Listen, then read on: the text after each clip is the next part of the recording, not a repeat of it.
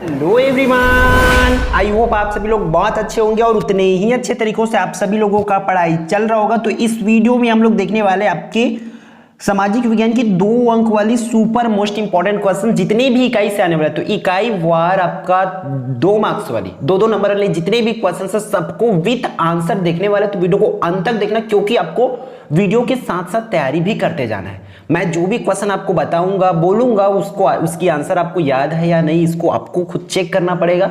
तो आप लोग बहुत ध्यान से देखेंगे और चीजों को याद करते हुए समझते हुए चलेंगे, ठीक है। तो फर्स्ट इकाई से आप लोग देख पा रहे हैं, फर्स्ट इकाई में क्या, संसाधन और विकास, पहला चैप्टर, सेकंड में विकास और समझ और भूमि संसाधन, ये तीनों से जो है आपका देख लेते हैं एक क्वेश्चन जो भी आने वाला है। इसमें से फर्स्ट क्वेश्चन आपको विजुअल होगा, देख पा रहे होंगे आप लोग, संसाधन किसे कहते हैं, ठीक है।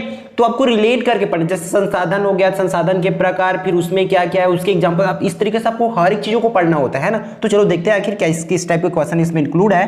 प्रश्न पहला, संसाधन किसे कहते हैं? तो मनुष्य प्रकृति के जिन चीजों का उपयोग करता है, मतलब प्रकृति में उपस्थित हम जिन भी चीजों का उपयोग करते हैं उसे संसाधन कहते हैं। इस तरीके से आपको लिख लेना, ठीक है। फिर जैविक संसाधन आ गया, तो जो संसाधन जीवों पर आधारित होते हैं, ठीक है, जो संसाधन जीवों पर आधारित होते हैं उसे जैविक संसाधन कहते हैं, जैसे मछली हो गया, लकड़ी, कोयला, इस तरीके से। क्लियर है। फिर आगे बढ़ते इसमें हमें अगला क्वेश्चन पूछा जा रहा है कि अजैविक संसाधन किसे कहते हैं? सिमिलरली, जो संसाधन निर्जीवों पर आधारित होते हैं, जैसे वो जैविक संसाधन जीवों पर आधारित होते हैं और ये अजैविक संसाधन क्या होते हैं? निर्जीवों पर आधारित होते हैं, उसे अजैविक संसाधन कहते हैं। हो गया जैसे कि भूमि हो गया, जल, हवा, पानी तो हो गया, जल बोल दिए तो, ठीक है। इस तरीके से गैस हो गया, वो सब किस में आएगा?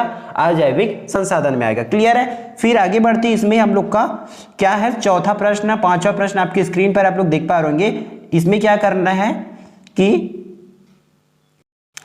देखो, शुद्धिकरण क्षमता क्या है ये पूछा जा रहा है इसमें, है ना। तो इसकी आंसर आप लोग इस तरीके से लिखेंगे इसमें कि पर्यावरण वैज्ञानिकों ने इसके लिए पर्यावरण की शुद्धिकरण क्षमता या सिंक कैपेसिटी की अवधारणा विकसित की। पर्यावरण में इतनी क्षमता होती है कि एक सीमा तक प्रदूषण किया जाए तो उसे समाहित करके हानि रहित कर सकती है। इसी को ही हम शुद्धिकरण क्षमता कहते हैं। मतलब इस जहां तक वो शुद्ध कर सकता है खुद को, उसको ही हम लोग क्या कहते हैं? शुद्धिकरण क्षमता कहते हैं, अगर शॉर्ट में समझे तो।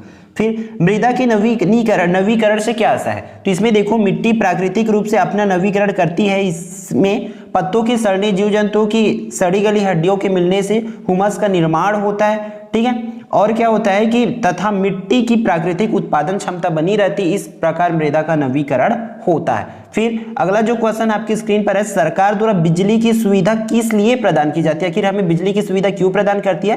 तो इसकी आंसर आप लोग देख पा रहे हैं, सरकार द्वारा सार्वजनिक सुविधा के रूप में बिजली की सुविधा हमें प्रदान की जाती है, ठीक है। अगला क्वेश्चन की ओर बढ़ते हैं। क्या बोल रहा है कि वर्ष 2013-14 में किस राज्य में प्रति व्यक्ति आय सबसे अधिक रही? तो महाराष्ट्र में प्रति व्यक्ति जो आय है सबसे अधिक रहा है। जीवन प्रत्याशा, ये इंपॉर्टेंट क्वेश्चन है भाई। जीवन प्रत्याशा से क्या दर्शाती है? तो जीवन प्रत्याशा जन्म के समय एक व्यक्ति के औसत अनुमानित जीवन काल को दर्शाता है। मतलब कोई भी जीवन प्रत्याशा का मतलब है कि कोई व्यक्ति अगर जन्म लिए तो आखिर कितना साल तक जिएगा, कितना साल तक जीवित रहेगा, वही उनकी अनुमानित जो औसत अनुमान होता है उसे ही क्या कहते हैं? जीवन प्रत्याशा कहते हैं, ठीक है। आगे बढ़ते हैं हम लोग, साक्षरता दर क्या क्या दर्शाती है करके पूछा जा रहा है हमें, क्वेश्चन नंबर 9। तो इसमें देखो क्या लिखना है आपको, साक्षरता दर 15 वर्ष और उससे अधिक वयी के लोगों में साक्षर जनसंख्या के आधार को, साक्षर जनसंख्या के अनुपात को दर्शाती है, ठीक है। फिर प्रश्न क्रमांक 10वां, सकल घरेलू उत्पादन का क्या अर्थ है? ये भी इंपॉर्टेंट क्वेश्चन है, इसको भी टिक लगा लेंगे। राज्य के एक वित्तीय वर्ष के दौरान सभी अनुमानित अंतिम वस्तु एवं सेवाओं का मूल्य होती है क्या? सकल घरेलू उत्पादन जो होती है, ठीक। आगे बढ़ते हैं, क्वेश्चन नंबर 11, 12 आपकी स्क्रीन पर आ गए, आप लोग देख पा रहे होंगे। उपभोग व्यय क्या होता है? तो लोगों के द्वारा अपनी आवश्यकता की वस्तु और सेवाओं पर किए गए खर्च को ही क्या कहते हैं? उपयोग। मतलब हम अपनी आवश्यकता के लिए, अपनी जरूरत के लिए जितना पैसा व्यय करते हैं उसे ही उपभोग व्यय कहते हैं, ठीक है। फिर भारत के अधिक वर्षा वाले प्रदेशों में कौन सी मिट्टी पाई जाती है? तो भारत के अधिक वर्षा वाले प्रदेशों में लैटेराइट मिट्टी पाई जाती है। फिर किस प्रकार की मिट्टी में नमी धारण करने की क्षमता अधिक होती है? तो काली मिट्टी में जो होती है नमी धारण करने की क्षमता अधिक होती है, ठीक है। फिर प्रश्न क्रमांक 14, लास्ट इस वाली इकाई से, पृथ्वी की धरातल की ऊपरी परत जिस पर वनस्पति उगती है उसे क्या कहते हैं? तो पृथ्वी की ऊपरी परत को मृदा कहते हैं। तो ये रहा आपका फर्स्ट यूनिट से इंपॉर्टेंट। फिर आगे देखते हैं इसमें इकाई नंबर 4 से। देखो इसमें कौन कौन सा कृषि है, दो विश्व युद्धों के बीच रूसी क्रांति और महाबंदी, मुद्रा एवं साख, ये है। तो तीनों में से हम लोग का तीनों चैप्टर्स जो भी 2 नंबर के क्वेश्चन इंपॉर्टेंट है उसको देख लेते हैं, डिस्कस कर लेते हैं।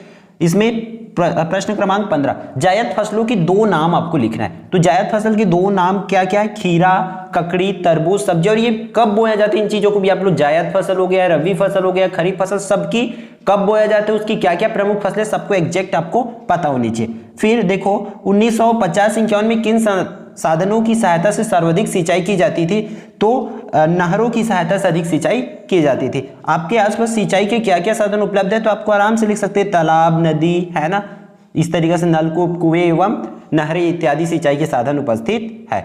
फिर प्रश्न क्रमांक 18-19 देख लेते हैं। इसमें क्या बोल रहा है कि हमें हरित क्रांति किसे कहते हैं, तो उन्नत किस्म की बीजों, रासायनिक उर्वरकों और आधुनिक तकनीकों से फसल उत्पादन में वृद्धि करना क्या कहलाता है, आपका हरित क्रांति कहलाता है। एक बार और देख लेंगे, उन्नत किस्म की बीजों, रासायनिक उर्वरक तथा आधुनिक, मतलब उन्नत बीज यूज करेंगे, आधुनिक तकनीक को उपयोग करके हम अगर फसल उत्पादन करते हैं तो उसे क्या कहते हैं, हरित क्रांति कहते हैं। वो जिससे क्या होती है, फसल के उत्पादन में वृद्धि होती है। फिर जैव प्रौद्योगिकी क्या है, तो जैव प्रौद्योगिकी के द्वारा जीवन रूपों में अनेक आधारभूत स्तर पर हेर फेर कर दी जाती है ताकि उसमें विशिष्ट गुण या तत्व उत्पन्न हो सके। फसल चक्र किसे कहते हैं, ये तो आसान है, एक ही कृषि या भूमि में हर वर्ष बदल बदल कर खेती करना फसल चक्र कहलाता है।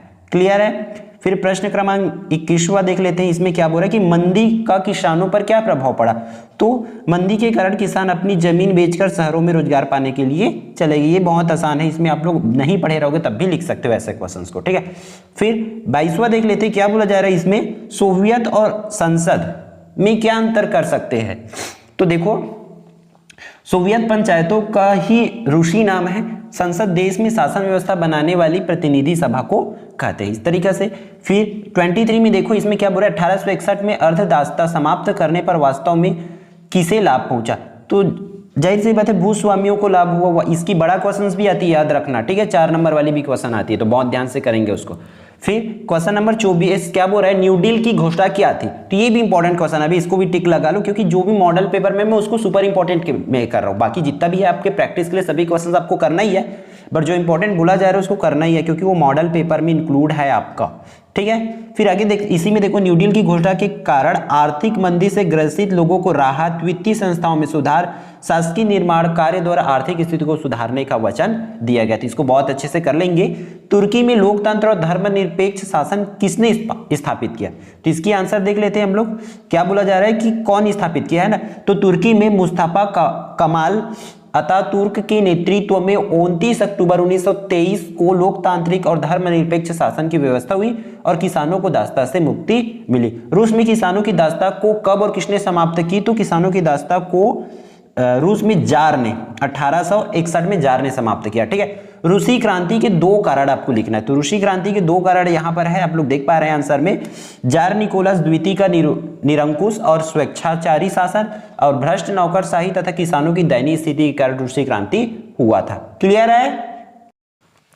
आगे बढ़ते हैं, अब समाजवाद के 2 सिद्धांतों को लिखना है, तो उसकी आंसर आप लोग देख पा रहे हैं। फिर क्रेडिट कार्ड क्या है, उसकी आंसर आप लोग नीचे देख पा रहे हैं। फिर प्रश्न क्रमांक 30, बैंकों में ग्राहकों के पास पैसे किन किन खातों में जमा होते हैं, तो बैंकों में ग्राहकों के पैसे बचत खाता, चालू खाता, स्थायी जमा खाता, आवर्ती जमा खाता आदि में होते हैं। मुद्रा किसे कहते हैं, तो एक ऐसी वस्तु जिसके माध्यम से हम लेन देन करते हैं उसे ही मुद्रा कहते हैं। साख से क्या है, तो साख किसी संस्था या व्यक्ति की वह स्थिति जिसके आधार पर बाजार से कोई वस्तु ले सकते हैं या बैंक से ऋण ले सकते हैं, ठीक है।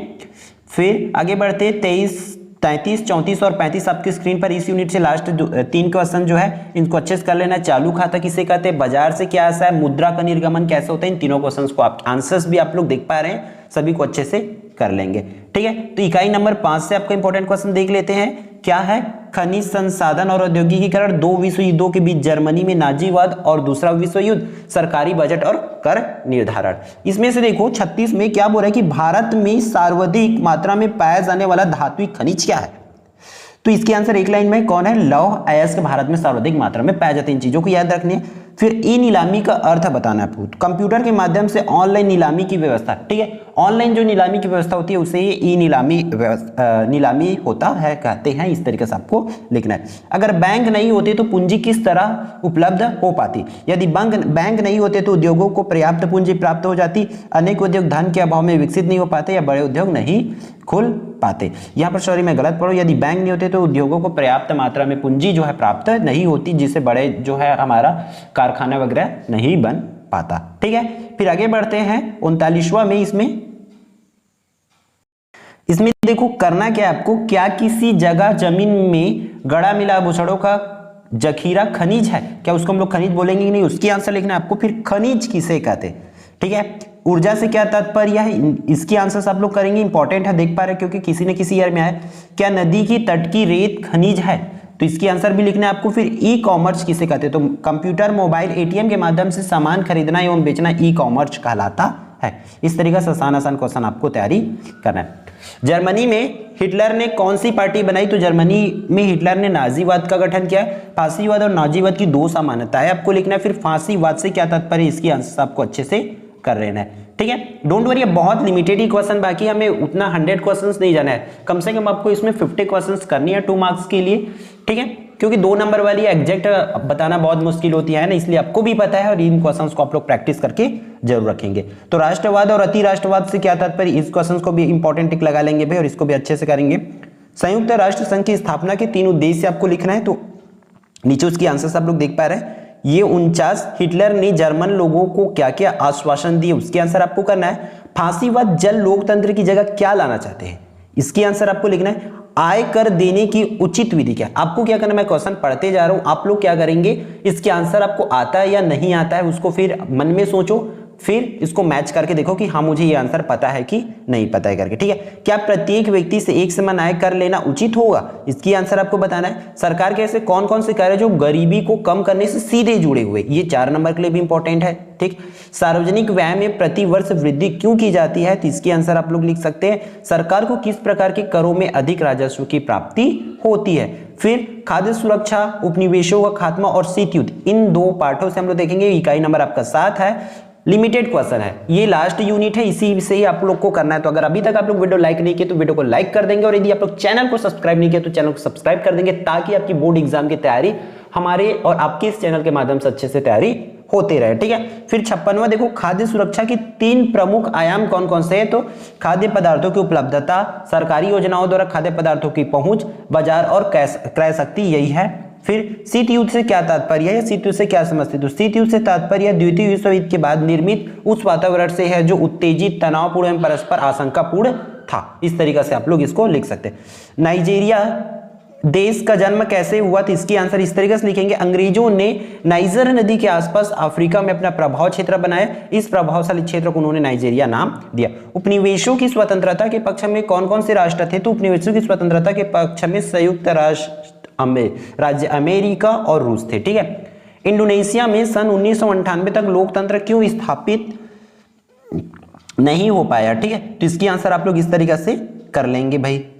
फिर ये रहा आपका 60 इंपॉर्टेंट क्वेश्चन, इतना ही आपको करना है। 63 है तो आप लोग 60 लगभग मान के चलो। ठीक है, उपनिवेशी शासन भारत में कब समाप्त हो, उसकी आंसर आपको पता होना चाहिए। द्वीपों का देश किसे कहा जाता है, उसको बताना है। फिर इंडोनेशिया में स्वतंत्रता की घोषणा कब की गई, ये आपकी कंप्लीट 60 क्वेश्चन है एसएसटी के लिए, आपके सामाजिक विज्ञान के लिए। ठीक है, तो आपको क्या करना है, इन क्वेश्चंस को अच्छे से प्रैक्टिस कर लेना है, एक एक बार रिवाइज कर लेंगे, फास्ट फॉरवर्ड में वीडियो को देख लेना आप लोग।